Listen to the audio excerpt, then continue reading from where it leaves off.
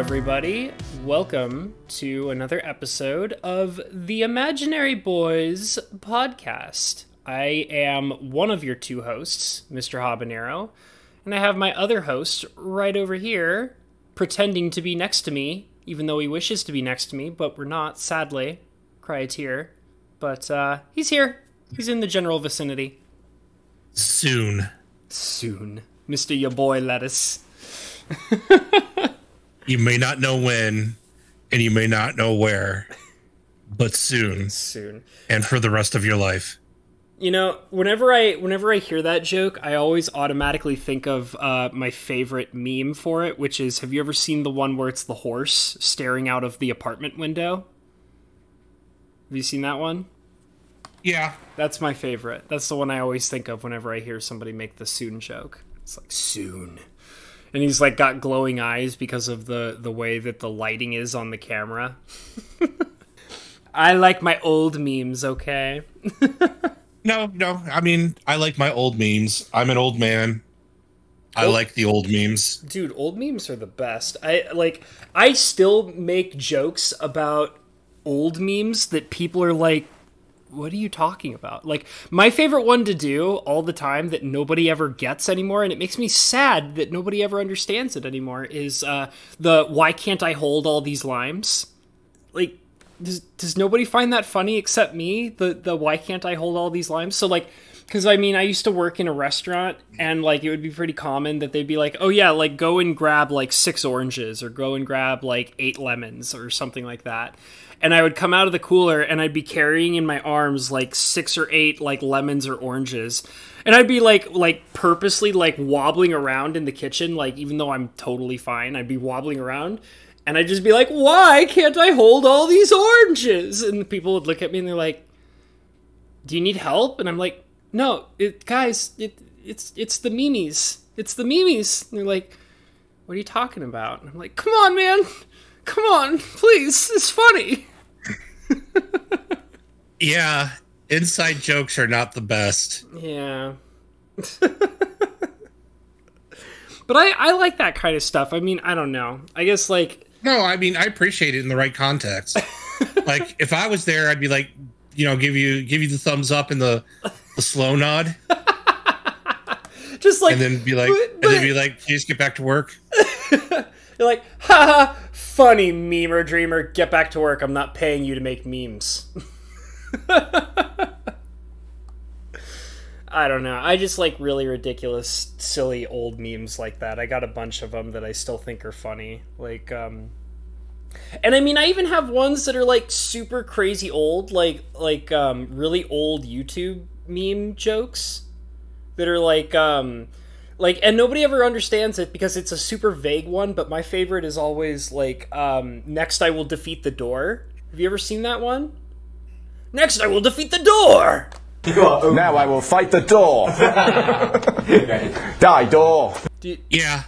Okay, so you do know that. That's, like, one of my favorite ones. Like when... Yeah. I don't know. I always like that one, and most people don't get the next I will defeat the door joke. So, like, I have to then, like... be that one sad guy who makes the joke, and then I have to, like, explain it to them, and then they're just like, yeah, that's funny, dude. Yep, that's a joke. Mine is FYF IAD. That one I don't think I know, and I'm sorry, because I want to acknowledge that that's probably hilarious. Bruh. You furry, I'm a dragon. Oh, I think I do know that one, actually. Where does that originate from? Everywhere. Everywhere? Just like message boards, 4chan, stuff like that. Yeah, I think 4chan is where I've heard that from. And I mean, I even sometimes make like really old 4chan jokes that people don't get. Like, my favorite one is like whenever I want to acknowledge to people that like I used to be on 4chan, is because, like, if you're from 4chan, you get the joke, but, like, if you're not from 4chan, like, and you, like, you'll be like, yeah, I know 4chan, and then I'll make the joke, and then people will be like, I don't know what that is, and I'm like, so you're not from 4chan then? Which is the thing, when people are like, yeah, dude, like, I used to go on 4chan, I'd be like, yeah, like, dude, I totally know what you mean, I'm from the future, too. And they're like, what? And I'm like, I'm from the future. I'm like, I don't... Okay, so they went to 4chan, but they didn't end up in Pol, V, or B. Yeah. Yeah. Because, like, that's the thing. They used to have a rule where you weren't allowed to, like, reference certain areas of 4chan. So, like, they would literally blacklist the words, like B or stuff like that, and you couldn't, like, actually make reference to it. And they would replace the word with the word future. So you would be like, hey guys, I'm from B, or hey guys, I'm from Pol, or hey guys, I'm from V, and then it would replace the word with future. So it would say, hey guys, I'm from the future. You know? Yeah. So... yeah. But the thing is, like, 4chan has gone through so many different phases. Yeah. That, the I'm from the future thing, like, that was... like a phase 3 and 4 thing. Yeah, I don't think they do any of that stuff anymore. I mean 4chan is a weird place now. I don't even go on there. I have no idea what it's like at all. I have not been there in... Well, I mean, that's the life of an old school B-tard. Yeah. You did that thing when you were younger. It was funny. You recognized that, it was funny. Yeah. But now if you go back, it's all going to be cringe to you, and you're going to be like, what the fuck did I see in this? Yeah. Well, I mean, there was, like, a time where, I don't know, like, because I can definitely think of, like, it was a place to, like, lash out. That's what it was all about. It was a place to, like, be, like, an angsty teenager, or, like, an adult that just wanted to get into trouble, or... It was a place where a kid could be a kid. It's true. But, I mean, I don't even, like... I can't even imagine... I don't even hear people talk about it at all anymore. So it's like... and that's probably a good thing. That's probably a good thing that nobody ever talks about it anymore. But... Oh, the most... Like... I'm going to assume that there was a small downfall at 4chan, which makes the 4chan versus 8chan beef versus Tumblr. Tumblr doesn't exist anymore, right? Any more cringe. No, it exists. It's just they stopped allowing people to post. Bruh. Oh my god, that was a thing? Yeah. Oh my god, I had no idea. They cracked down on all pornographic images because bruh, it was running rampant on Tumblr. So they just took everything. So all the pedophiles took themselves to Twitter. Oh god. Wow. I mean, so, like, the thing is that I did hear a whole thing where it's like, basically what I was hearing was people, like, stopped using Tumblr because they disallowed pornography, period. And I was like, well, yeah, that would probably do it. Yeah, but they disallowed pornography, but the reason why they disallowed pornography because most of it was bruh in one sense or another. That's so bad. I had no idea that was, like, the cause of it. But I mean, at the same time, it's like I mean, good, Because people would be posting pornographic images and saying over 18 winky face when, they were sending out pictures of their neighbor's 14-year-old girl. Yeah, that's super not okay. Yeah, I get that. And I mean, that's what's so scary about that kind of stuff too, is because it's, as simple as saying, like, oh no, it's over 18, like, and with our current society and the way that, human genetics are these days, it's like, you can't really know, so it's like, it's just sketchy. Like, it's like you can't do stuff like that without being super, sketchy and possibly dangerous. And it's like, it's just best to just not be a part of it and not take part in it unless you want to be bruh freak of nature, you know what I mean? Yeah, as Chris Rock said, laid out the rule. If she says she's 24 but looks like she's 18, she's 12. Oh, God. And if she says she's 36 and looks like she's 36, she's damn near 40. I've never heard that line before, but that's so funny. Oh my god, that's so good. It's Google no sex in the champagne room. I've never heard that before. That's pretty funny. Yeah, Google no sex in the champagne room. Listeners, go ahead and do it too. Go ahead and do it too. Yeah. You all are probably too young to remember Chris Rock back when he was funny. You know, it's actually funny. There's a lot of comedians that are like that, I feel like, where it's just like, do you remember when this, like, one particular comedian was actually really funny? And you're like, that person was a comedian? I thought they were just famous for the purpose of being famous. One of my favorites that I always think of is because it was a fan of my father's. My father was a fan of this one. And it blows my mind when my father would tell me stories about it, is because, like, you know, it's like, wait, you mean that person was actually a comedian who actually used to do funny things that were worth, like, listening to? Is, my father would always talk about Bill Cosby all the time. And oh yeah, Bill Cosby before the Cosby Show was hilarious. Yeah, and he would, like... Cleanly hilarious too. Mm-hmm. Like there was a thing to be said about Richard Pryor. You know, Bill Cosby was clean. He did the things that Richard Pryor, you know, when he did the things that Richard Pryor couldn't do. One of the things that I always thought was really interesting is and then he walked free from getting his pudding popped. Yeah, yes, he did. One of the things that I always thought was really interesting was the concept that Bill Cosby basically revolutionized how comedy was done at that time. Because originally, from what my understanding of his involvement in comedy was that before Bill Cosby came onto the scene to do his style of comedy was primarily, legitimately, people would just come out on stage and they would just kind of like tell jokes, you know, where they would have like a setup and then, you know, a punchline. Up in a punchline. Yeah, exactly. Yeah. And that was literally comedy back in those days before Bill Cosby showed up. And then Bill Cosby came around and he's like, I'm going to tell you like a really ridiculous story. And you know, and then the whole thing is that it's, you know, people are like, you know, he'd have a basic setup into the story. But then the whole time while he's telling the story, it's just continuously hilarious, you know?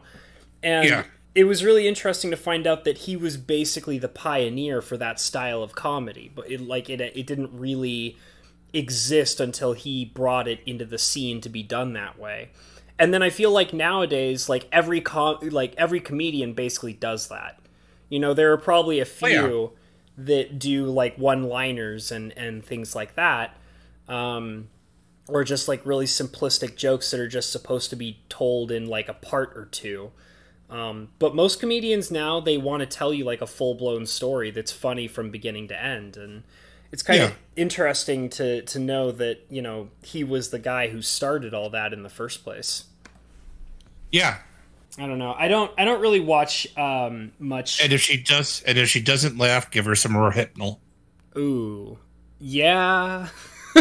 I mean, yeah.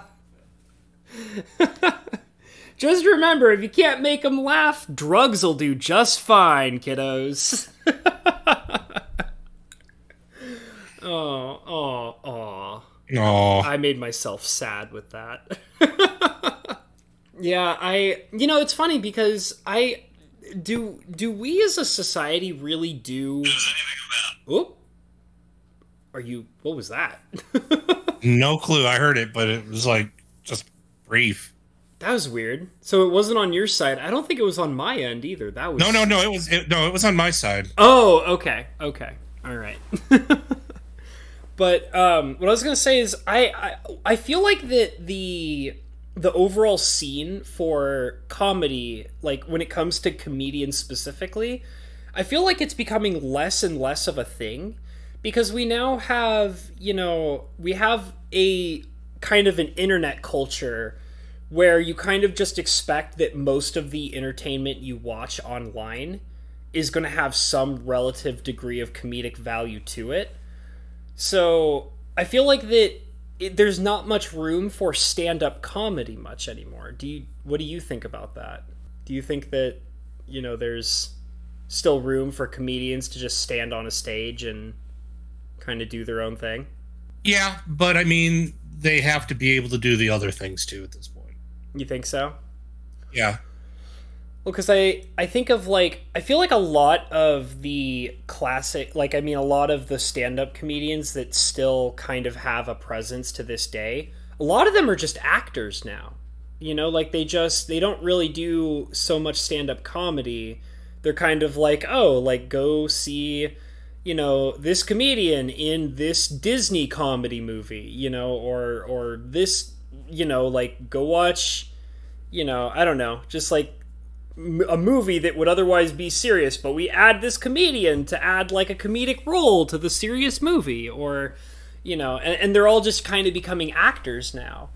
And then we have, like, a wave of, like, new age comedians that are just all like, oh yeah, like, I wasn't a comedian to start with, but then I created my YouTube channel and I started playing games on it and making the ha-has and the funnies and the jokes while playing video games, and now I guess I'm technically a comedian.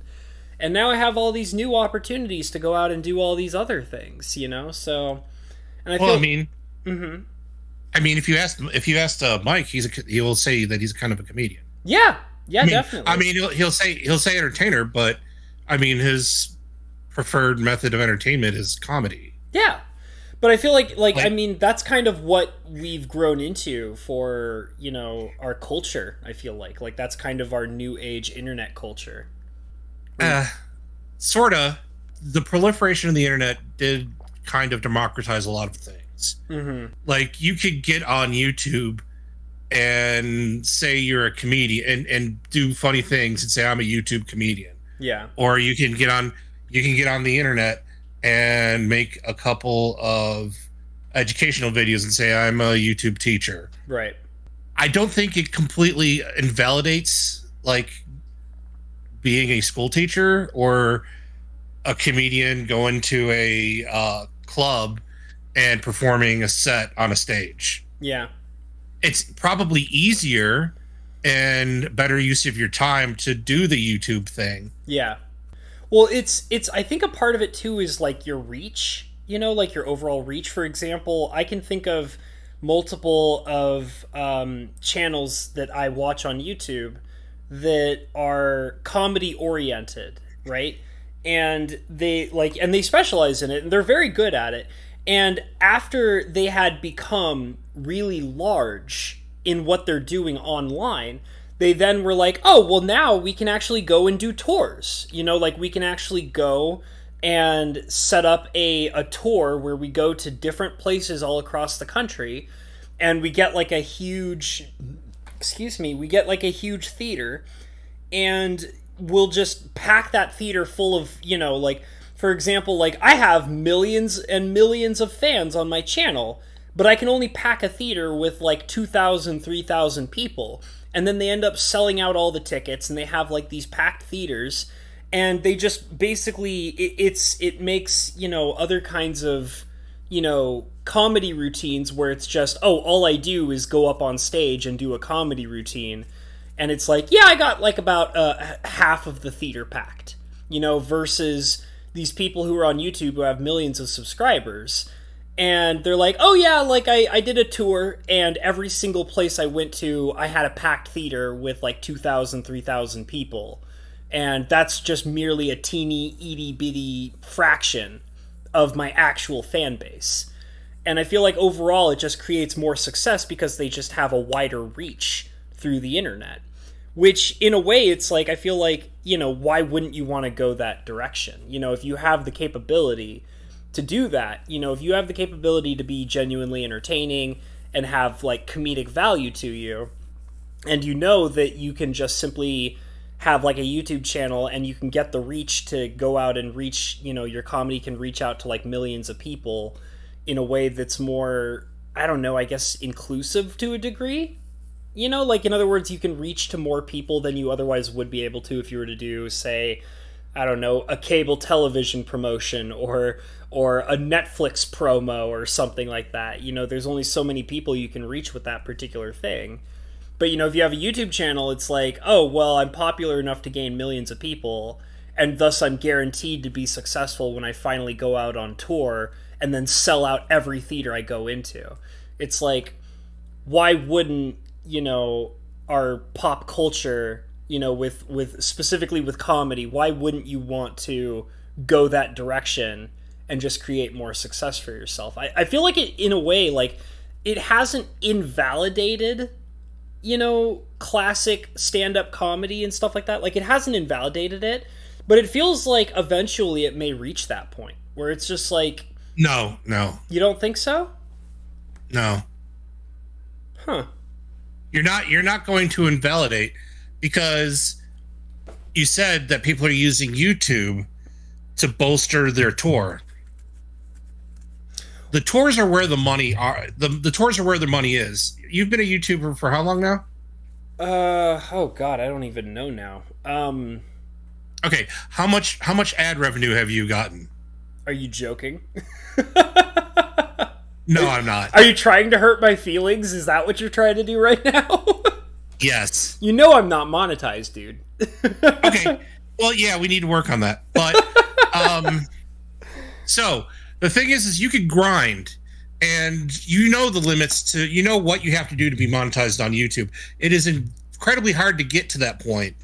The thing is like, when you get to that point, the money, the ad revenue money in YouTube doesn't even become relevant until you have 500,000 followers. Sure. I mean, I don't know. Like, it was funny because I was actually discussing like ad revenue with somebody recently, last night actually, and I was kind of explaining to them, because they were kind of telling me about how, like, they consider, they're like, well, it doesn't seem like it's even that relevant because, you get monetized and the monetization doesn't even seem that relevant or important because the amount of money you make off of it is a pittance. And I basically had to explain to him, I was like, well, that is kind of, obvious, and I explained that a lot of the time when you want to get monetized on YouTube, and I mean, I feel like that this is like, I feel like creators have a pretty good idea of the truth behind this, is that when you become monetized on YouTube, it's not like, you don't get excited and bent out of shape about being monetized on YouTube specifically because you want YouTube to pay you. I mean, like, it's nice that is something that happens, but the thing is that the amount of money that you would be making from being monetized on YouTube by itself with that standalone payment from YouTube is so minuscule that you can't depend on it, like, at all. Like, there's just no way. Like, you can't survive off of it. You can't depend on it, and it can change in, like, the snap of, it can change in the snap of a finger. So the thing is that you're lucky if you make $25 a month. You're lucky at the bare minimum, at the 1,000 subscriber mark where you qualify for monetization. You're lucky to get like $20 a month.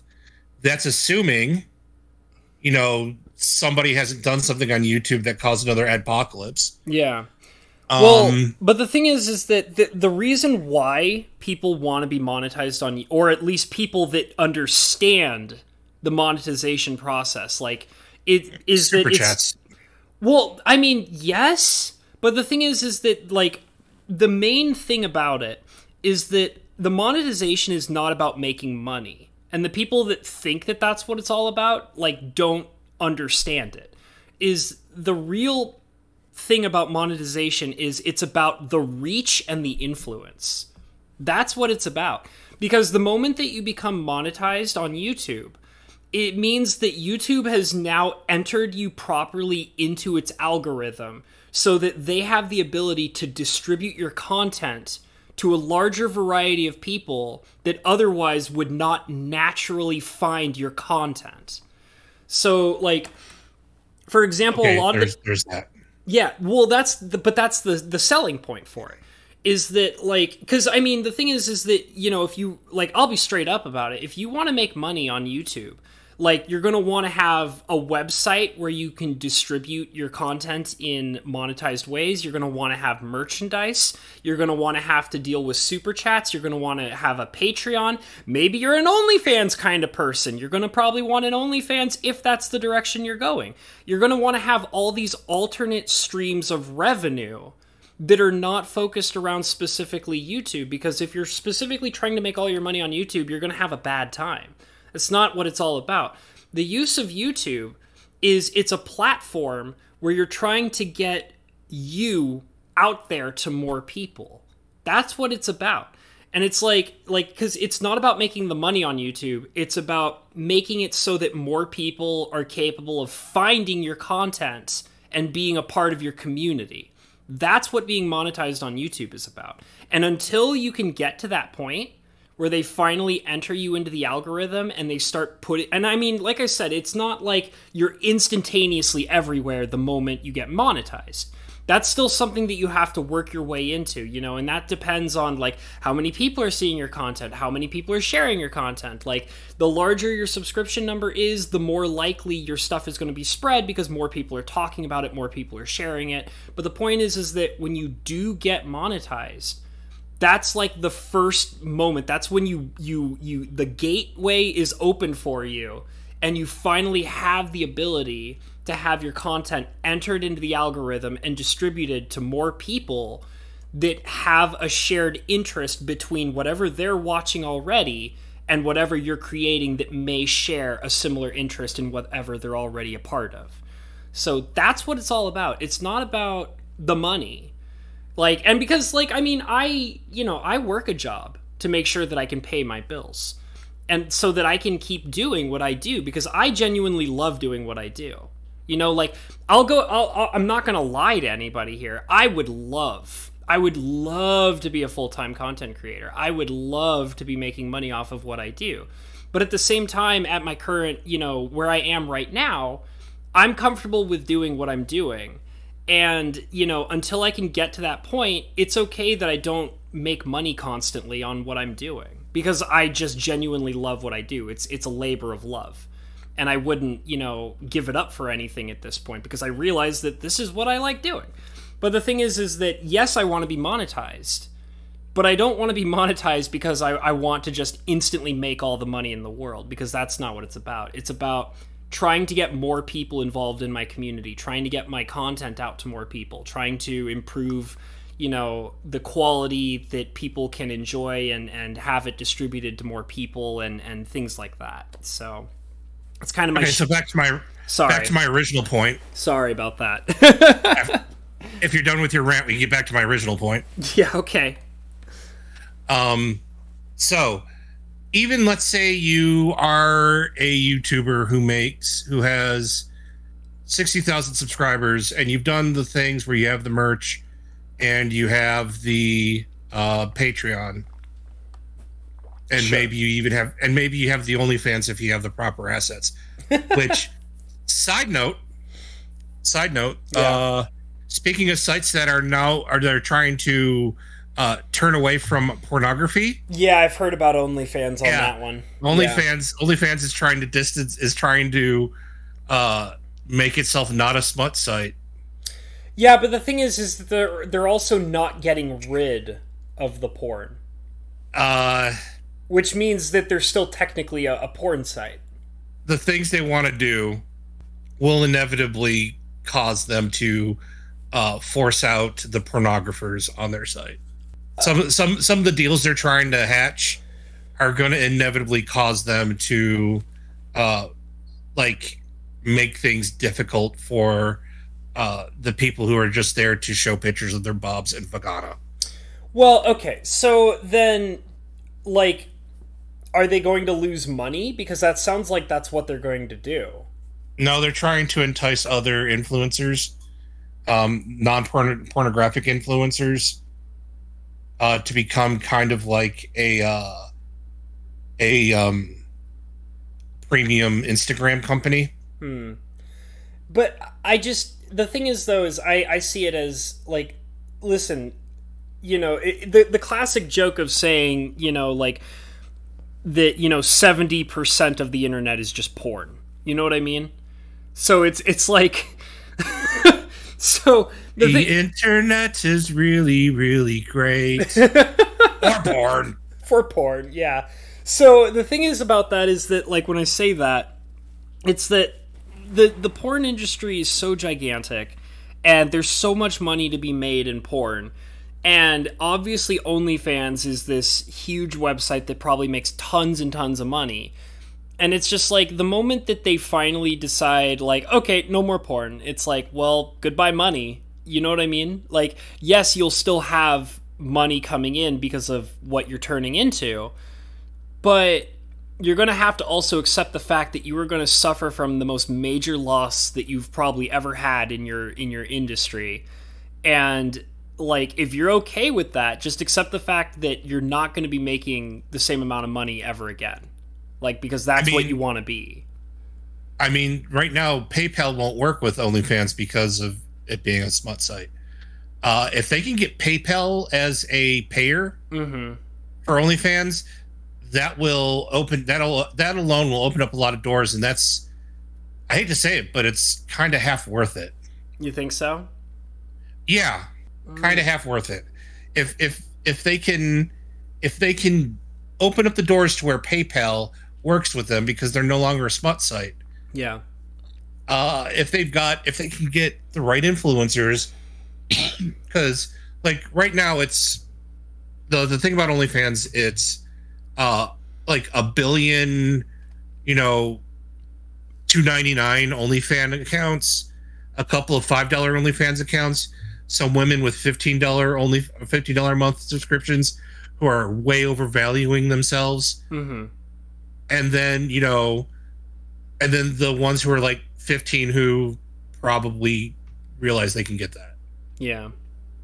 Well, I mean, I even, I definitely can think of a couple of, and like I said, I only know about it because there's a couple of channels that I watch that talk about, stuff involving, like, one particular channel I watch loves to talk about, thoughts on Twitch in particular. And I actually distinctly remember watching a video by him where he was talking about a couple of the Twitch thoughts that have OnlyFans, but they refuse to put, like, pornography on it. Like, no nudie photos allowed. And the closest they get is underwear photos, and that's it. And people will pay, will straight up pay out the ass just to see that. That's good enough, So, I mean, I can definitely... For every person who's paying $5 a month to their favorite e-girl to see pictures of her in her underwear, for every one person that's done that does that, there's two people who are turned off by the fact that they have to give the site their credit card. Yeah. So I think that, I would assume that, they would say, okay, well, we're stepping away from pornography, but ladies, if you want to take photos in your lingerie, that's totally fine, right? And that would be totally okay for OnlyFans to go in that direction, right? Possibly. It just depends on their moderation level and what their new partners and whatever expect out of them. Yeah. I just think it's funny because when I first heard news, I was like, didn't OnlyFans see what happened to Tumblr? Yeah, well, that was the comparison I kept hearing about when people were talking about it. Was they're like, oh, well, it's just going to go the way of Tumblr, which I thought was gone. Like, until you told me that it wasn't actually gone, it still exists. No, it's not gone. It's just nobody uses it, right? Nobody uses it because it's no longer a free porn site. Yeah. But anyway, end of that tangent. I tangented myself, for crying out loud. That's okay. I fed it. I stoked the fire with my own mouth logs. So if you're a moderately sized YouTuber, which, 100,000 subscribers is a moderately sized YouTuber. If you are doing everything correctly, you've got the OnlyFans, you've got the merch, you're doing everything that you possibly can to monetize your position on YouTube. Sure. like at the end of the day, you're possibly making about as much money as you would on whatever job, like normal job you would have. But you know, a lot of people are like, yeah, I'll be the, you know, the 100K or the 200K YouTuber who quits their day job and just, you know, produces content. Yeah.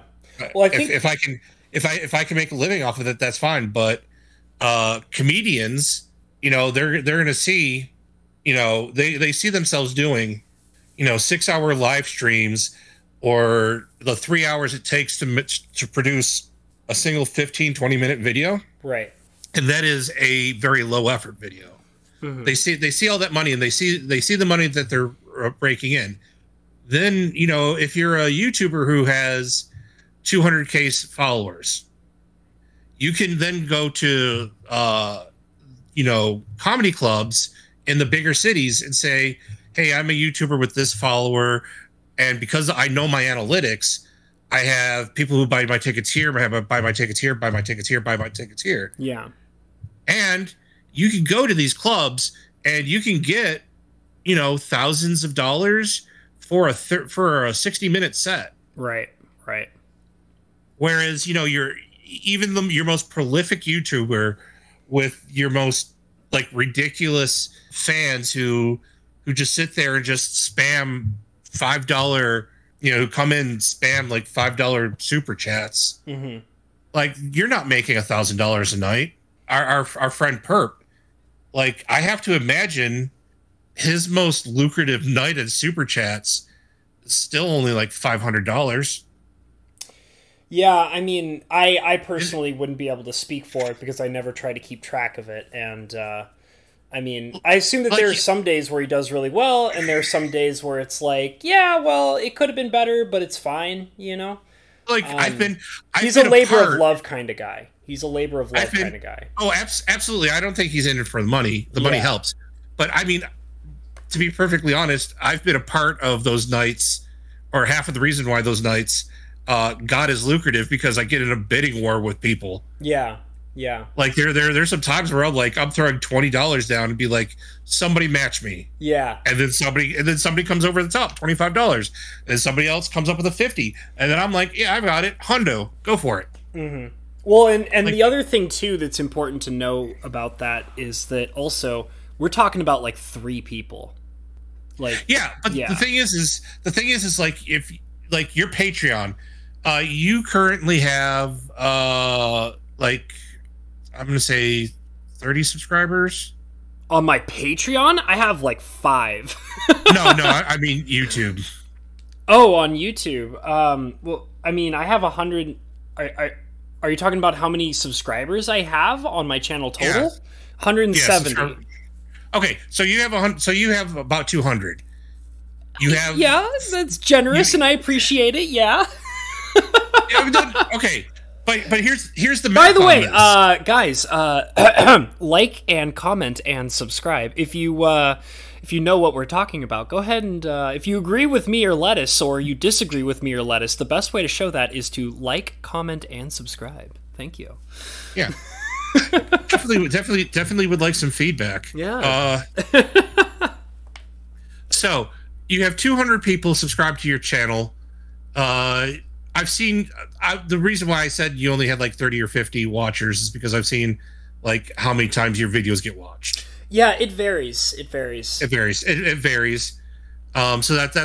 was the guesstimation I got there. But even then, like from that downturn of the numbers of subscribers you have, the subscribers who you have who are active watchers, mm-hmm. and then the people on your Patreon. Right. You see the curve down, and then like the people you have on your Patreon, like those are the people who, and I'm pretty sure you're grateful for that. You know, they only subscribe for like $5 to $10. Mm-hmm. Yeah. Like, and that's not nothing. That's not nothing. I was telling another friend of mine who actually had an OnlyFans, and I was like, I mean, if the content's good, people will throw. You know, I told her, it's like, you're probably better off not asking for more than 5. Yeah. Like, because people don't think about the $2.99 Patreon. that they subscribe to. No one thinks about that. Yeah. That doesn't, when it comes time to look at your budget, no one looks at the $3 you're throwing at a Patreon as a real expense. Well, and I think it needs to be said too that the importance of having those low price ranges, for Patreon and stuff like that, is actually really significant because it's basically they're showing their support in any possible way they can. And it's that they're like, because I mean, I can't even tell you the amount of times where I've seen, not only on my channel, but on other people's channels as well, where it's just like there are people who will say, hey, like, I absolutely love everything you do, and I really want to show my support, but I'll be honest, it's not within my budget right now, and like, even just hearing that is an amazing thing, because it's like, wow, you genuinely enjoy my content and you really want to show your support. And you want to show it in the best way possible, but sometimes it just doesn't work out, and that's okay. But if you have those lower numbers, it gives people the opportunity of saying, like, oh, like, I would love to be able to give like $20 to this creator who's doing a great job, but it's not within my budget because it has to, go alongside of all my other bills. But you know what? Maybe throwing like $1.50 or like $3 is fine. Like, and I can totally do that. And that is genuinely appreciated, and it's super duper helpful. So it's like, if you give them that range where it's like, hey, like, if you can get away with it, sure, $10 or $20 is cool. But at the same time, maybe you're somebody who just wants to show your overall appreciation for what we're doing here. And all you have to do is throw like $1, and that's manageable, And like, I think that's really important, because there are people who are like, oh, like, I don't want anything that's lower than $5. And it's like, well, you're going to have a really rough time, because there are a lot of people who probably will genuinely enjoy what you're doing, and you're just not giving them something that's manageable to be able to like show their support, Well, the thing about Patreon is people can even if you don't have a tier, people can like, even if you don't have a tier for it, somebody can just throw 99 cents at you a month. Yeah. So that's not a real thing. But my point is if you are a professional comedian, and this is why YouTube will never just completely obliterate the comedy club. Yeah. Is because if you're a professional comedian, you're looking at let's say you're a professional comedian and your YouTube page has kicked off and you've got 200K followers. Sure. Which is still good. Mm-hmm. Let's say you have a Patreon where you get, in total, of those 200,000 people, you've got 500 people who went to your Patreon, and of those people, they average $2 a person. Okay. So that's $1,000 a month off of Patreon, on top of another $25 a month you got ad revenue. If you stream for 2 hours, you might occasionally come off with another. You might come up with a $500 night, but typically your nights are going to be about $100 a piece if you stream for like 3 hours a night. Mm-hmm. So you go to a comedy club for a 45-minute set, mm-hmm. and your take of the door is worth $5,000. I mean, tell me how YouTube is going to for professional comedians, mm-hmm. YouTube is going to completely replace the comedy club. Well, I mean, but I think that goes back to what I was saying earlier about the value of being monetized. It's not about the money. Because if you're depending on YouTube to be making all the money for you, then you're going to have a bad time. So, I mean, I guess if a comedian is trying to look for a single source to make all their money off of, then yes, probably working a night at a comedy club is going to be way better than making all your money off of YouTube single-handedly. But the YouTube presence helps you make the money off of the nightclub. I mean, yes, I guess I could see that. No, it's absolutely that's the way it works these days. I know several comedians, and there are some with a YouTube presence, and there's some without a YouTube presence, and the ones with the YouTube presence have a successful comedy career, while those who don't have a YouTube or social media presence, it's a grind. Yeah, but at the same time, they're the ones lucky to get a spot in the open mic night. Yeah.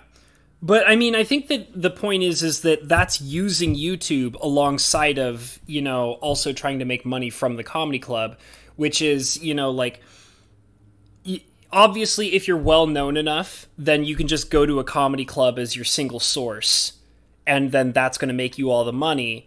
But you're probably going to make more money from that same comedy club if you have a presence with YouTube. But you can't single-handedly make more money off of YouTube than you would if you were to single-handedly try to make money off of working at the club by itself, right? Like, that's kind of the point we were trying to make, right? You kind of lost me somewhere in the middle there. Okay, so I'll try to spell it out again. So the professional comedian uses YouTube as a alternate way to kind of grind into a following. Right, that's the social media presence. Yeah, because before YouTube, it was a grind. You had to take you were the one who had to take unpaid open mic nights in order to get a local following and get known in the local scene, so that maybe some of the higher or more well-known local comedians would let you tag along with them, and you would build notoriety this way. Right.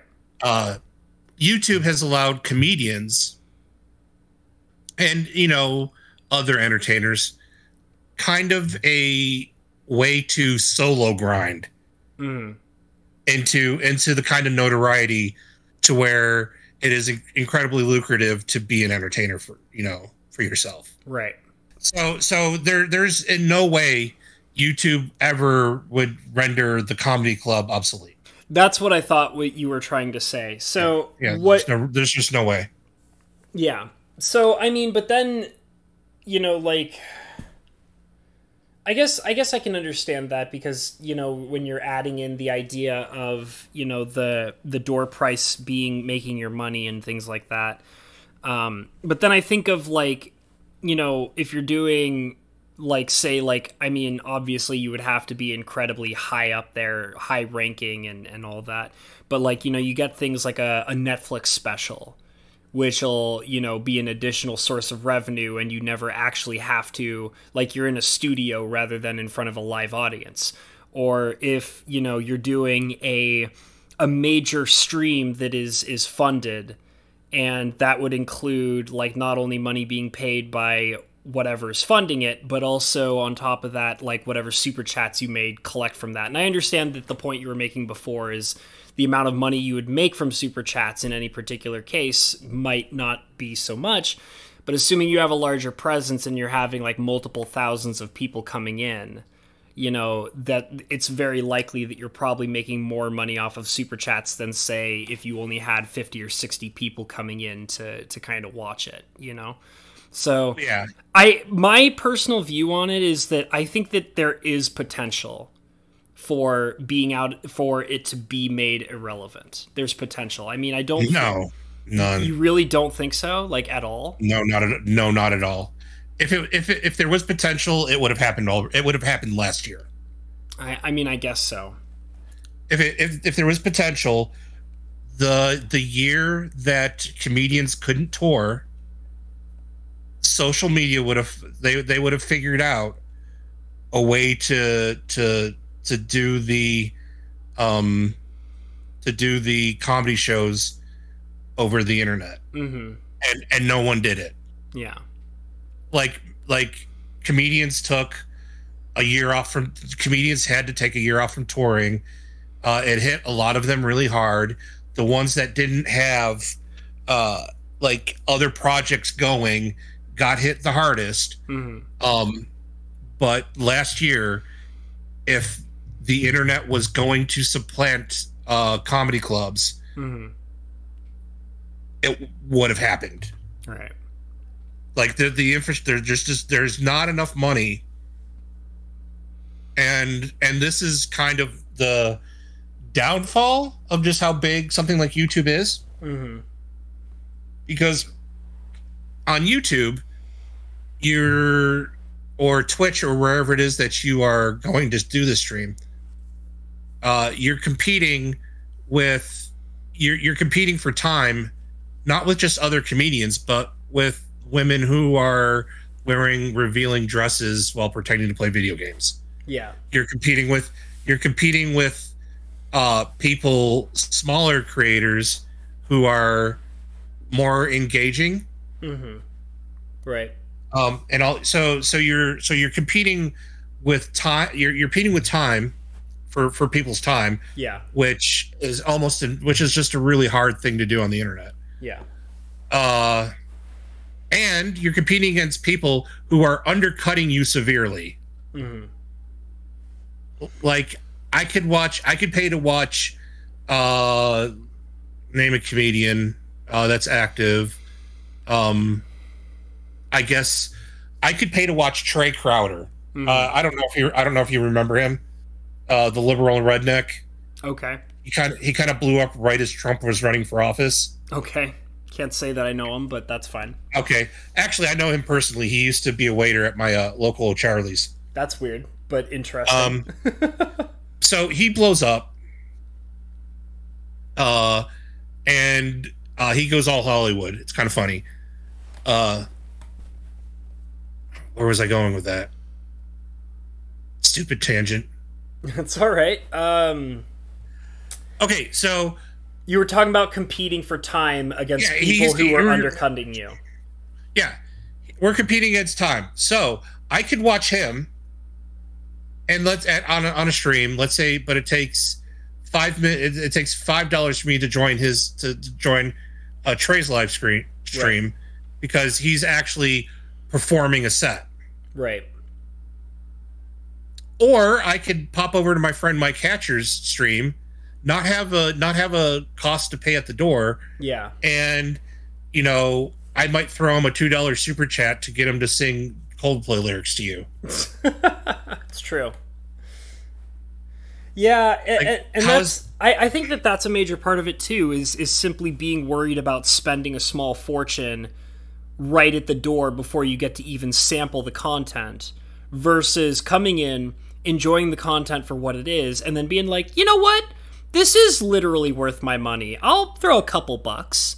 And then at that point you're spending yourself into microtransactions, right? Right. Yeah. But for the professional comedian who has a set time valuation, yeah, the 3 hours it takes for him to get to $1,000 off of super chats, mm-hmm, is an incredibly inefficient use of his time. Yeah, he could just fire out a 15-minute video and try to collect ad revenue off of it at that point. Yeah. Less effort, about the same pay over time. Theoretically, yeah. So that is why YouTube will never ever supplement the comedy club. Mm-hmm. All right. It's just that's even for like your low and medium tier comedian, your local tier comedians. Mm-hmm. The pay is just too good, and it's not something that the internet's ever going to be able to match. Yeah. Well, I mean, because there's too many people doing what they do for free. Mm-hmm. Yeah, I don't know. It just seems like that it's definitely like what we were talking about before. It's at a situation where you're definitely going to be doing better if you're using YouTube and the internet to kind of like manage yourself into a better position with working within a comedy club. Yeah, that's what it's. Yeah. That is what YouTube and social media is as a tool for comedians. Yeah. Yeah, I don't know. I just like one of the things that I was thinking about was that recently I found out about a concert. Like, I know that this isn't comedy, but I feel like it kind of steps within the same range, kind of. I found out about a concert that I was interested in going to, and I was kind of like thinking about the idea of like, okay, well, you know, if I wanted to go and see this concert, it's like I have to think about like how much money I'm spending to go to the concert in the first place, like to get there, like to drive to the concert hall, like how much money I'm going to be spending on food, how much money I'm going to be spending on the ticket to even get inside. And then, you know, and that's like a pretty large amount to like even have to deal with. And I was like, but then it turns out that that same band is going to be doing like, just so happens to also be doing a live special, like about maybe a month later, where they're going to be doing a live performance on like YouTube or Twitch or whatever. And it's like, I don't have to pay for that. I don't have to pay for gas money. You know, I don't have to pay for food money. I don't have to pay to like walk in the door. I could choose to like make a donation, I guess, if I wanted to. And it's like, it's just more convenient and it doesn't cost me as much money.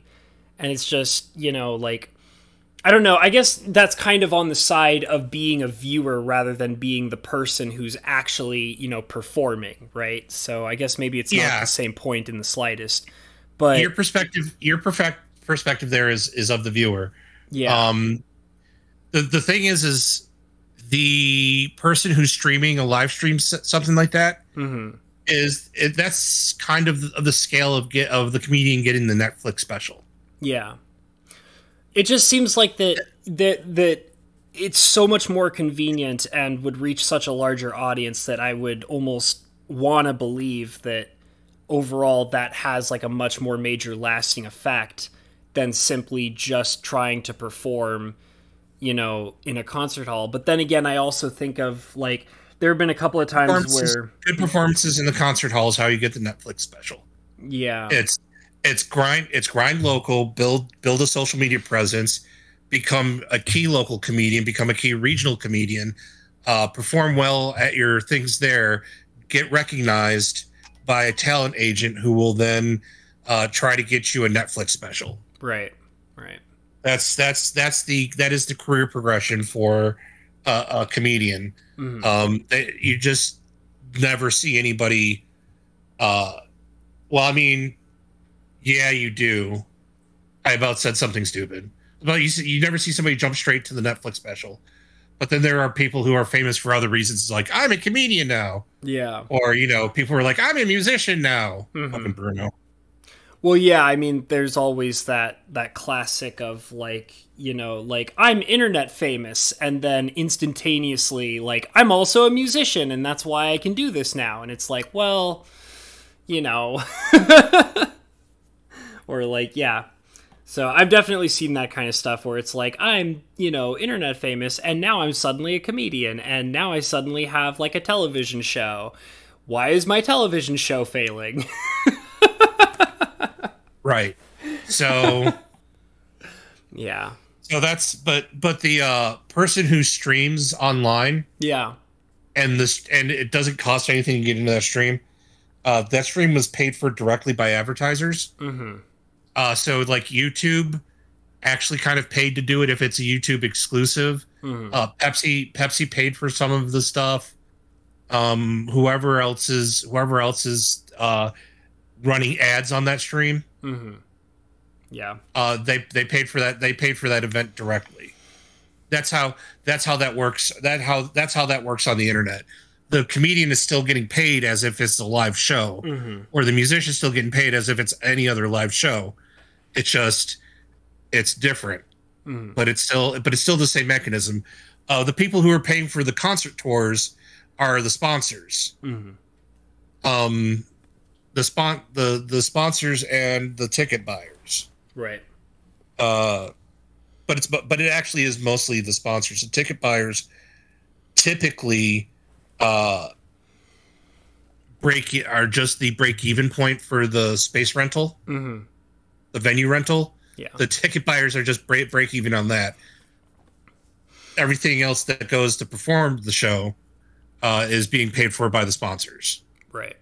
Well, and one of the things too that I wasn't really taking into consideration is that, like, you know, I was kind of talking about like, oh, well, you know, the convenience of just staying at home and enjoying it. And it's like, yeah, but there definitely, like, it's ridiculous of me to not acknowledge the fact that there are people who are just like, I absolutely adore this person and I'll, you know, go out of my way and pay for everything just to go and see them, and I'll pay that door price and I'll pay that meal price and I'll pay that gas price.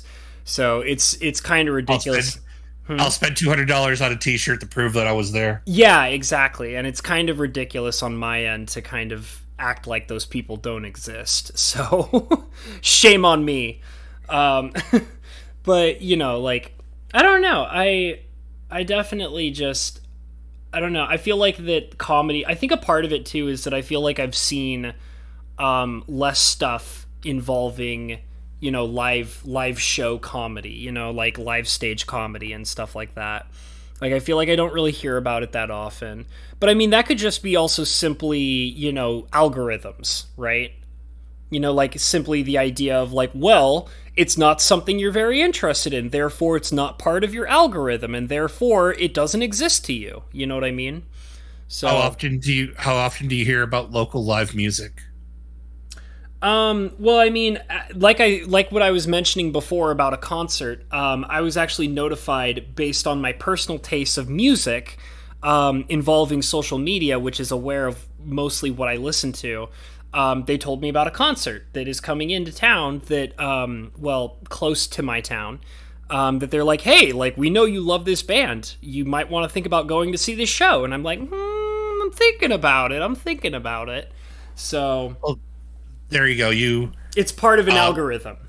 Yeah, it's part of the algorithm. You've declared yourself as interested in music, so somebody's gonna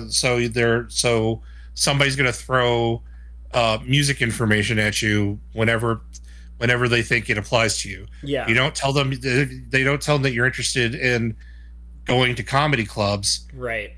They're not going to bother throwing that at you.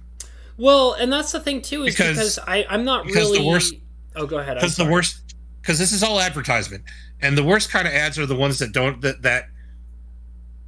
don't apply to you. Yeah. So you kind of realize an ad is being thrown at you. Mm-hmm. But when it does apply to you, and it is something that you seriously consider, you don't have the time to go like, oh, somebody just threw an ad at me. Yep. Ew. See, but that's also something that I was thinking about. I actually think about this a lot sometimes, is like, I try to, and this may sound weird. This may be like, you know, there may be some people who would be like, why would you do that? Like, that's, you know, infringing on, you know, the fact that you're selling your, you know, not infringing, but that's basically you are comfortably selling your information. And it's like, well, listen, you know, if whenever I get an advertisement, whether it's on YouTube, Facebook, or Twitter, when I get an advertisement that is genuinely something I'm interested in, like they've actually made an effort, and they have an algorithm where it's like, we know that this is the kind of thing you're interested in, and that's why we're targeting you with this specific advertisement. I actually, like, I mean, I don't care what anybody thinks about this. I actively try to reward that, okay? Because I get so annoyed by advertisements that I have absolutely no interest in whatsoever. Listen, guys, okay? It's 2021, okay? Everything runs on algorithms. If you're still hitting me with advertisements that I don't have any form of interest in whatsoever, then your algorithm is screwed, and I'm angry about it, and I want nothing to do with it. But if you can send me an advertisement that is genuinely something that I'm interested in, I want to show you that your algorithm is working correctly, and I'm okay with it. I will click, like, for example, like, they targeted me with a concert that I was actually interested in, and I rewarded it by clicking on that advertisement to go see, like, oh, what are the ticket prices? Like, what are the times available? Like, how far away is it? You know, and that is rewarding that advertisement. And I don't feel bad about that, because that's, you know, the time and society that we live in, where it's like, you know, that's how it should function. But, you know, like, if you're gonna try to, like, hit me with an advertisement for a shitty movie that I don't give two shits about, and then immediately right afterwards you're gonna advertise to me another shitty movie that I don't give two shits about, and then an hour later I get targeted by that same exact advertisement of that shitty movie I don't want. It's like, how did you not learn the first couple of times I said no to you? You know, like, how, like, what is it about me telling you no that you don't understand? Like, I'm okay with it when you're actually noticing and paying attention to the information that, you know, I'm handing out to you. Like, you know, like, I have my interests, you program your algorithm, you send me your advertisements, and they are relevant to what I actually have given you information on. Awesome. Like, that's okay. I'm okay with that. But if you're, like, trying to, like, sell me, like, I don't know, like I said, movies are the worst. I get so angry at movie advertisements because I don't like movies, okay, guys? I don't like movies anymore. I don't like going to the theater. I don't want to waste 3 hours on a piece of shit film that, you know, is targeted at my monkey brain, which apparently is non-existent for me because I can't stand movies anymore. It's like, I don't know. I am personally a person that is okay with targeted advertisement because I've come to the realization that it's unavoidable. Okay, like I said, it's 2021, guys. You know, this is unavoidable stuff.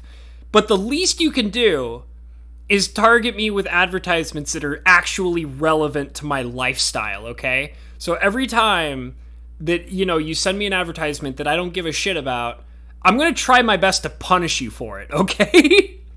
Get it figured out, guys. Like, that's just how I feel about it, and like, you know, like, I don't know.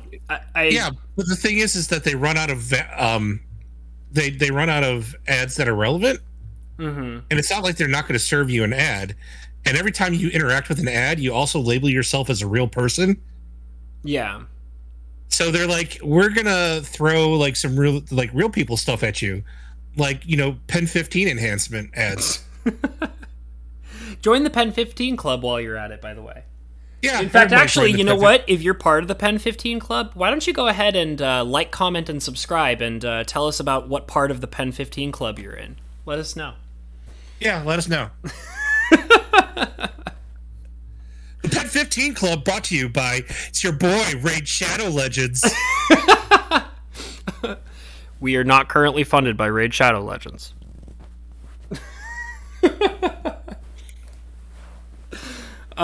Yeah. I just... I'm sure they would. I'm pretty sure they would pay us to do an ad read. Hey, you know what? Raid Shadow Legends, why don't you go ahead and slide into my DMs? I might be willing to shell out a little bit here and there. Like, comment, and subscribe if you think Mr. Habanero is a shill.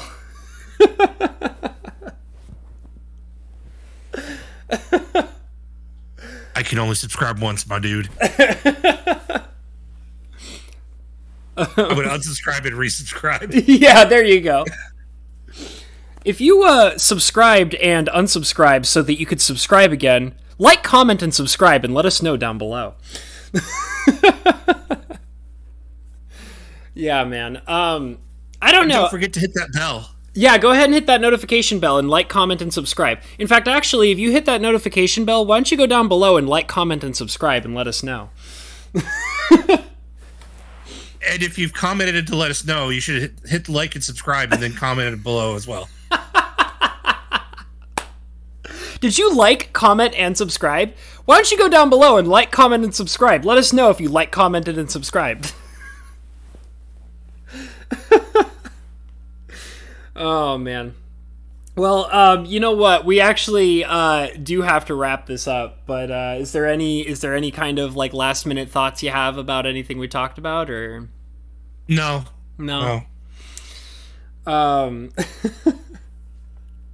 Like, comment, and subscribe if you have any last-minute thoughts about the podcast. And after you've liked, commented, and subscribed, check out Raid Shadow Legends, my dude. Not funded by Raid Shadow Legends. Yeah, don't play a shitty mobile game. Unless you want to pay us Raid Shadow Legends, then go ahead and totally like, comment, and subscribe down below to let us know.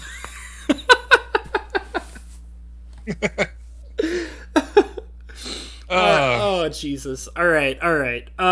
That joke went nowhere. What are you talking about? It's a good bit. You don't even know what you're talking about. You're right, I don't. Apparently neither do I, though, so it's all good. So I'm going to say all the wonderful things that I always say, which is like, comment, and subscribe down below if you haven't already liked, commented, and subscribed. In fact, actually, if you have liked, commented, and subscribed, please go down below and like, comment, and subscribe. So yeah, and also check in the description below for all the wonderful links such as PayPal and Streamlabs. It's greatly appreciated. All donations go towards improving the channel, and I will love you forever with many, many smooches and kisses and loves. If you go ahead and do that, that'd be greatly appreciated. Maybe think about joining the Patreon if you want to support me on a regular basis here. It's greatly appreciated. Helps the channel, and I love all of my wonderful Patreon members, such as the man who's sitting somewhere in this general vicinity near me, Mr. Ya Boy Lettuce. There's also the wonderful Mr. Bo Falcon, Fajook Enterprises, James P., Miss Rebecca, as well as Scorpa, guys. Thank you guys so much for supporting me on a regular basis. You're amazing, and I loves ya. And, what are the other things I normally say? Like, comment, and subscribe. hit the notification bell. Other than that, I say, follow your dreams. I think that's something I say, right, Lettuce? That's something I say? Yeah, that's something you say. Okay. Go ahead and like, comment, and subscribe, and follow your dreams. And if you followed your dreams, like, comment, and subscribe. Yeah, thank you. I appreciate that. Other than that, we have been the Imaginary Boys. Thank you guys so much for hanging out with us. Goodbye. Goodbye, everybody. I'm actually going to say when I hit the stop record button, because sometimes Lettuce is not sure. So I'm about to hit it in 3, 2, 1. Goodbye.